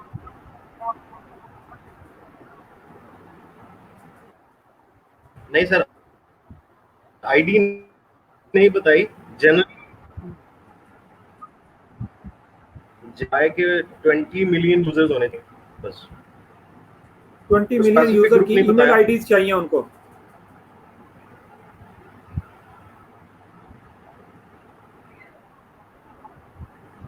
जी जी सर। तो वो कहाँ से आप देंगे? फेसबुक कभी भी आपके साथ इतने यूजर्स का डेटा आपको शेयर नहीं कर बताता रहा हूँ, है। ये जो प्रोग्रेस में है। मैं बता रहा हूँ ना, फेसबुक आपके साथ ईमेल आईडीज शेयर नहीं करता। आपके फ्रेंड रिक्वेस्ट में जितने भी लोग हैं आपके, इवन के फ्रेंड्स के भी, वो ईमेल आईडी आपके साथ शेयर नहीं करता। फेसबुक बहुत पोसेसिव है इस मामले में, वो लोगों का डेटा ऐसे आपके साथ शेयर नहीं करेगा।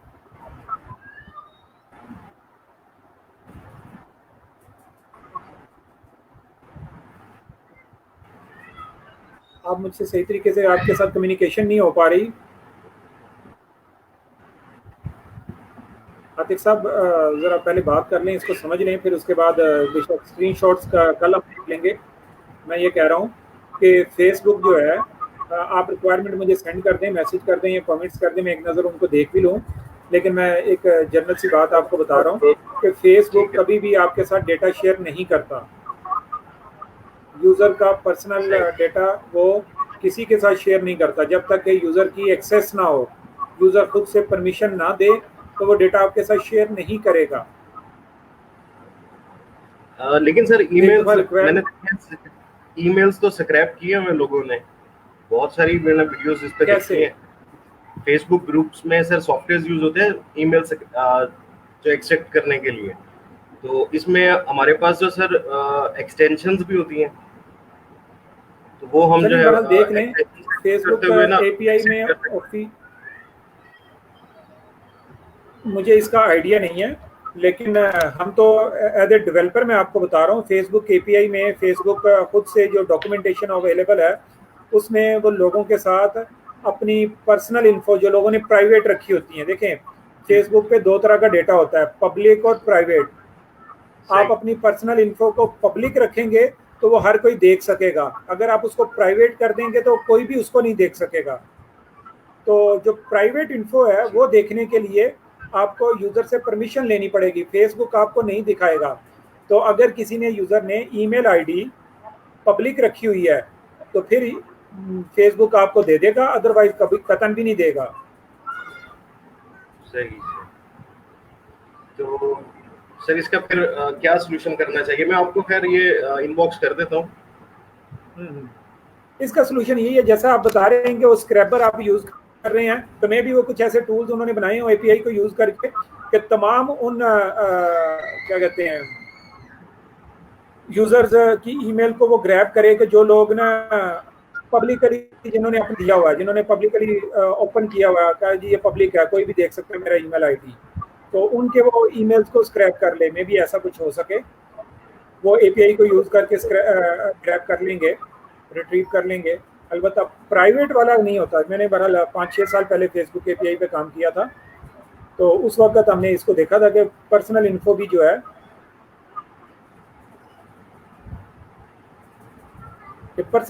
है वो उसके बगैर नहीं शेयर होती। सही। अच्छा सर, इसमें एक और मेरा था कि सर ये फाइवर रेवेन्यू कार्ड क्या होता है? जी सर यहाँ मेंशन था फाइवर रेवेन्यू कार्ड।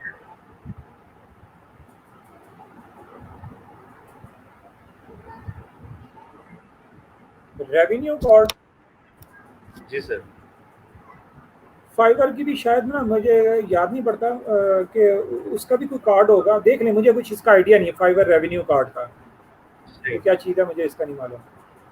फाइवर से पैसे रिसीव करने के लिए सिंपल आप आपके बैंक अकाउंट में आ जाएंगे, आपको बीच में पाइनियर अकाउंट अटैच करना पड़ेगा, पाइनियर को बैंक के साथ लिंक करेंगे तो वो आ जाएगा। ठीक। अच्छा, इसमें सर 14 डेज रिक्वायर्ड होते हैं विड्रॉ के लिए? जी बिल्कुल, विड्रॉल 14 डेज में आता है, बहरहाल वो हो चुका है, वो ऑटोमेटिकली 14 डेज के बाद आ जाएगा, वो कोई इशू नहीं है इतना। ऑर्डर कंप्लीट होने के 14 पेंडिंग में जो है वो आ रहा है। हाँ, वो 14 डेज में ऑटोमेटिकली आपके पास आ जाएंगे, वो कोई इशू नहीं है। ठीक। और एक सर मैंने उन्होंने बनाई हुआ है, एक और सर क्वेश्चन था कि हमारी जो दूसरी गिग्स हम जो बनाते हैं या जो हम बिड्स करते हैं, तो इसमें तो सर हमारे पास लिमिट होती है कि हम जो है वो अगर फ्री यूजर्स हैं तो फिर हम 8 से ज़्यादा जो है वो बिड्स नहीं कर सकते एक महीने में। बस अब ये देखिए ना, थोड़ा सा वो चीज़ों ने पहले इन प्लेटफॉर्म ने खुद को ओपन रखा हुआ था, लेकिन अब फ्रीलांसर जैसे डे बाई डे इंक्रीज कर रहे हैं, और फिर कुछ ऐसे लोग भी आ रहे हैं कि जो ज़्यादा एक्सपर्ट नहीं होते, ज़्यादा संजीदा नहीं होते, बस ऐसे ही थोड़ा सा फन के तौर पे इसको लेते हैं, तो वो इसकी वजह से फिर उनका बिजनेस मुतासर होता है, तो उन्होंने फिर इस तरह की रिस्ट्रिक्शंस लगाई हैं। तो कोई मुश्किल नहीं है, एक दफ़ा आपने जैसे आज आपने $10-20 अर्न कर ली है, तो इनको मज़ीद इन्वेस्ट कर लें, ये आपके कमाए हुए आगे इन्वेस्ट हो जाएंगे। तो 8 जो कनेक्ट्स हैं वो काफ़ी होते हैं, आप उनके ज़रिए से ऑर्डर हासिल करें और फिर उन्हीं के पैसों को आगे मज़ीद इन्वेस्ट करते रहें। सही। लेकिन सर ये जो है अपवर्क, वो आपको सर अनलिमिटेड प्रपोजल सबमिट करने की जो है वो उसके पास टर्म्स एंड कंडीशंस है। किसके पास? लेकिन सर हमारे पास अपवर्क में सर मैंने जो सर्च किया था कि आप सबमिट कर सकते हैं अनलिमिटेड प्रपोजल्स एक दिन में, लेकिन सर फ्रीलांसर ऐसा तो नहीं है। मैंने सर इस पे जो है वो चेक किया कि अपवर्क टर्म्स एंड कंडीशंस में कोई लिमिट नहीं है, लेकिन जो फ्रीलांसर में है उसमें अगर आप फ्री मेंबर हैं तो 8 बिड्स आप कर सकते हैं, फिर आपको लेवल चेंज भी देखें। अपवर्क की पहले पॉलिसी और थी, अब अपवर्क की पॉलिसी चेंज हो चुकी है। अपवर्क अभी अनलिमिटेड तो अपवर्क कभी भी नहीं था। पहले वो एक महीने में आपको 60 कनेक्ट देता था। 60 कनेक्ट्स का मतलब ये था कि आप मैक्सिमम 30 जॉब्स पे अप्लाई कर सकते हैं। एक जॉब पे अप्लाई करने के लिए, एक प्रोजेक्ट पे बिड करने के लिए आपको 2 कनेक्ट्स रिक्वायर्ड होते थे, तो इससे ज़्यादा पे आप बिड नहीं कर सकते, तो एक महीने के अंदर। अब उन्होंने वो लिमिट और रिड्यूस कर दिया नए यूज़र्स के लिए। तो बहरहाल आपने किया, आप जरा करके देखिएगा, आप पर क्या पैसा नहीं है। हर एक प्लेटफॉर्म ने अपना बिजनेस मैकेनिज्म बनाया हुआ है, स्ट्रेटजी बनाई हुई है, जैसे चाहें वो बिजनेस कर रहे हैं। सही सर, ये आप स्क्रीन शेयर किए, आप देख पा रहे हैं सर? ये एक मिनट जी, मैं देख रहा हूँ आपकी।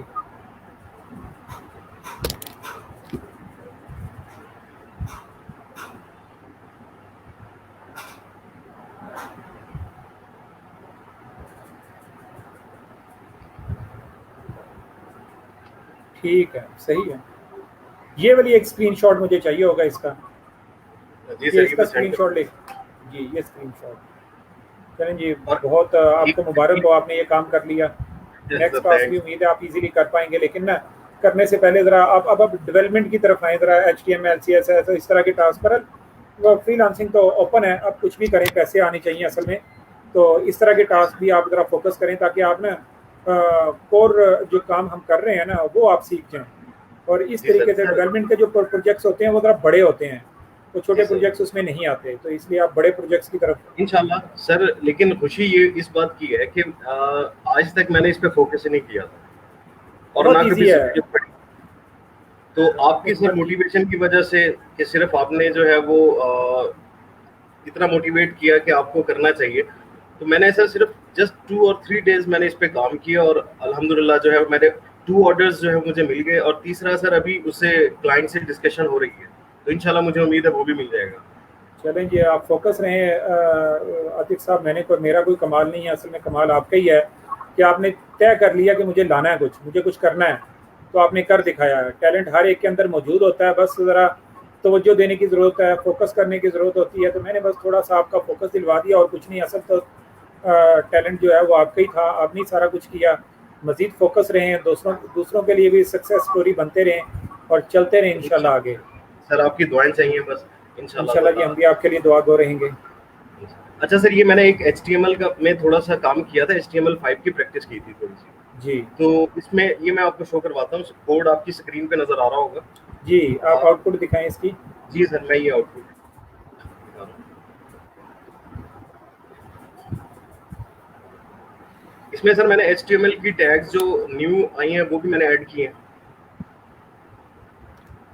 चलिए ये जी, सर आप देख सकते हैं, बहुत इसमें एक छोटा सा पेज बनाया है मैंने। बहुत अच्छा जी, उम्दा पेज है आपका माशाल्लाह। आपने और इसमें ये सर इसमें एनिमेशन को भी यूज़ किया। जी सर ये देखिएगा।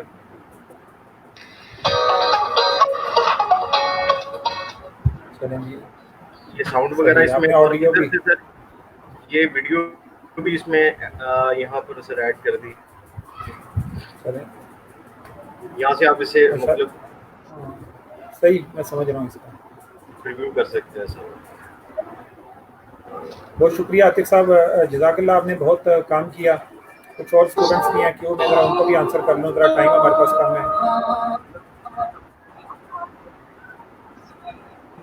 Thank you so much sir, thank you. अल्लाह हाफिज़। अल्लाह हाफिज़ सर।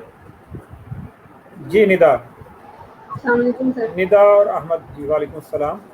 सर मैंने राब्ता किया था साइमा से, उन्हें मैंने जी कहा जी, है उनके पास टीम व्यूवर वगैरह कुछ भी इंस्टॉल नहीं था जिससे मैं उनका सिस्टम देख सकती। अब मैंने उन्हें टीम व्यूवर इंस्टॉल करने का कहा है, अभी तक उनका कोई रिस्पांस नहीं आया। जैसे ही वो रिस्पॉन्ड करती हैं तो मैं उनको काम कर दूँगी। अच्छा, टी वीवर ज़रा ज़्यादा वो लेता है, बैंडविड्थ यूज़ करता है। अगर आप एनीडेक्स यूज़ करें तो वो ज़्यादा इजी है, ज़्यादा कम है, इंटरनेट में भी वो काम करता है।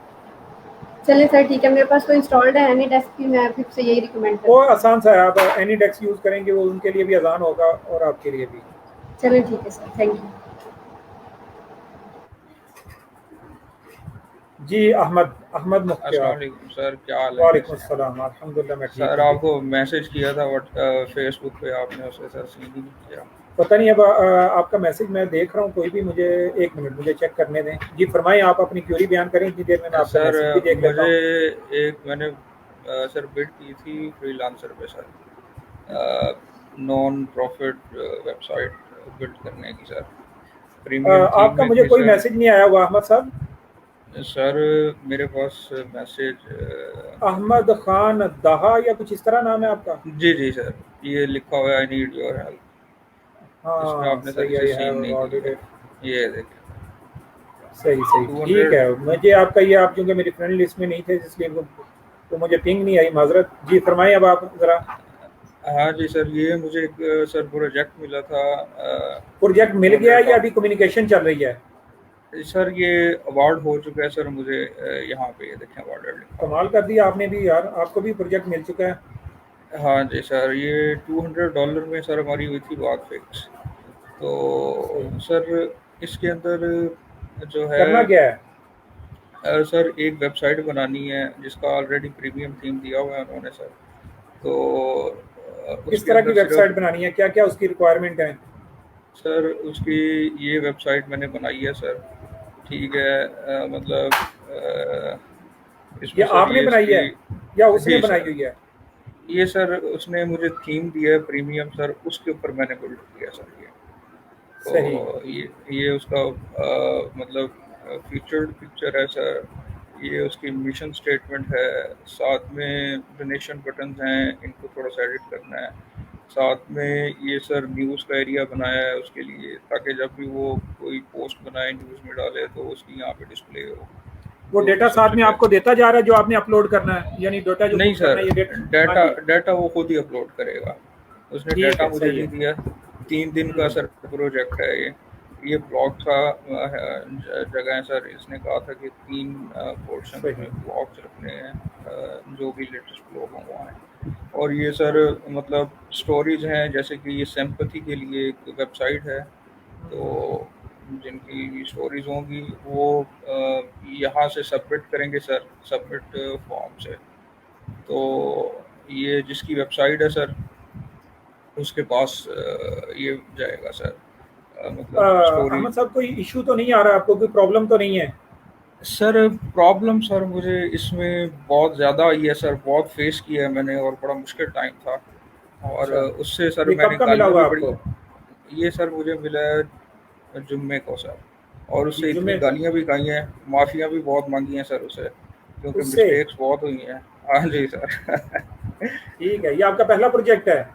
जी सर, पहला प्रोजेक्ट है, मैंने ऐसी बिड की है, मिल गया, मैंने उसे सर कर ली है। तो सर इसमें फिर आपको तो मैसेज किया सर, आपने देखिए एंटरटेन ये नहीं ऐसी किया सूरत सर। में ना आप कॉल कर लिया करें। अब मैं, मेरे ख्याल टाइम आ गया कि आप लोगों के साथ अपना फ़ोन नंबर शेयर कर दूं, लेकिन गुजारिश ये है कि लोग ना बहुत बेवकत भी कॉल कर लेते हैं और फिर नहीं सर, कोई ख़ास रियल टाइम उनका इशू नहीं होता, और वो ऐसे ही ज़रा ज़रा दिल बहलाने के लिए मुझे कॉल करते रहते हैं, तो इसलिए मैं फिर इस दफ़ा अभी तक फ़ोन नंबर आपके साथ शेयर नहीं किया, लेकिन अब मैं सबके साथ शेयर कर रहा हूँ। तो आप जैसे लोगों को जो रियल टाइम जिनको ज़रूरत है, प्रोजेक्ट आ चुका है, बात समझ में नहीं आ रही, तो आप इमीडिएटली सर मुझे व्हाट्सएप कॉल कर लिया करें। अब कमेंट्स में सर अपना नंबर दे रहा हूँ। इस इसके अंदर सर ये लाजमी आप अपना नंबर दें, क्योंकि सर चलें जी, मैंने आप नंबर आप कमेंट्स में डाल दिया है। हाँ जी सर। और सर इसके अंदर ये बिल्कुल ही नया बिल्डर था सर, ये तो पहले कुछ समझ ही नहीं आई कि क्या लिखा हुआ है क्या नहीं लिखा हुआ, तो बड़ा मुश्किल सर इसे 3 दिन सर बगैर सोए काम किया, तो तब अहमद साहब, जाके ऐसा होता है फाइनल। कि शुरू में ना कुछ भी आसान नहीं होता। आहिस्ता आहिस्ता आदमी हिम्मत करता है, फिर चीज़ें समझ में आना शुरू हो जाएंगी। उम्मीद है तीसरा चौथा प्रोजेक्ट जब आपका आएगा ना, तो ये सारी चीज़ें आपकी फिंगर टिप्स पे आ जाएंगी और आपको इजीली ये इंशाल्लाह। चीज़ें, फिर तो आप आंखें बंद करके चलना शुरू हो जाएंगे। तो शुरू में 1-2 ऑर्डर्स मुश्किल होते हैं, लेकिन मैंने आज भी सुबह जैसे बोला कि ऑर्डर्स लाने से चीज़ें समझ में आएंगी। पहले 2 जी ऑर्डर्स सर। मुश्किल से कंप्लीट होंगे, लेकिन फिर आप यूज़ टू हो हम्म, जाएंगे। जी जी फिर जी। आप आंखें बंद करके ऑर्डर्स कंप्लीट करते चले जाएंगे, आपको प्रॉब्लम्स नहीं आएंगी। तो सर शुरू में मुश्किल होती है, उसमें लेकिन ये भी तो देखें ना, मुश्किल 3-4 दिन होगी और आपकी हम्म, जेब में पूरे महीने की सैलरी आ जाएगी। अब आप देखें जी $200 बिल्कुल। कितने होते हैं, कन्वर्ट करें ना जरा इसको, कितने बनेंगे दो सौ आपके? पैंतीस एक हजार बनेगा सर। 35,000। आप देखें ना, आप घर बैठे आपको 35,000 पूरे महीने दो की जॉब दिन मिल में। गई। एक जी हफ्ते सर। में आप 35,000 कमा लें तो क्या मुश्किल है? एक हफ्ता मेहनत करें, कहीं जाना नहीं अच्छा सर। पड़ेगा आपको, मोटरसाइकिल चला के ऑफिस नहीं जाना, किसी बॉस की नहीं सुननी, कुछ नहीं सुननी। आस्ता आस्ता आप यूज टू हो जाएंगे और माशाल्लाह फिर। सर ये मिस्टेक यहाँ पे ये हुई है कि सर मैंने उसे माइलस्टोन पहले एक रिक्वेस्ट किया हुआ था, जब हमारी बिड फिक्स्ड रेट के ऊपर हुई, हम्म, ठीक है सर। उसके बाद सर मुझे नहीं पता चला, मैंने दोबारा उसे 2 दिन के बाद बिड कर दी, after the completion release this 200 और बिड डाल दिए, तो वो टोटल कहीं 600 की बिड बन गई। तो वो इस चीज़ पे भी काफ़ी सर नाराज़ हो गया।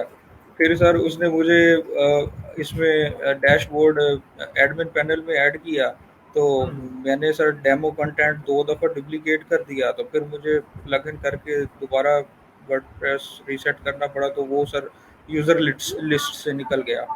फिर सर उसने कहा कि तुम मेरी वेबसाइट को हैक कर रहे हो, तुमने मुझे रिमूव कर दिया है, ये वो, तो सर उसने बहुत ही गालियाँ दी सर। फिर उससे सर मैंने सर कोई काफ़ी माफ़ियाँ मांगी, तो सर अब वो कहता है कि भाई ना तुम्हारी तुम रिव्यू अच्छा नहीं रखते, तुम्हारा मैं फ्यूचर ख़राब कर दूंगा, तो मैं उससे काफ़ी माफ़ियाँ ही बस मांग कुछ रहा हूँ इस तरह उससे। के लोग होते हैं, लेकिन मैंने कहा ना, पहले से मैं कंटिन्यूसली कह रहा था कि आप वर्डप्रेस को अच्छे तरीके से एक्सप्लोर कर लें।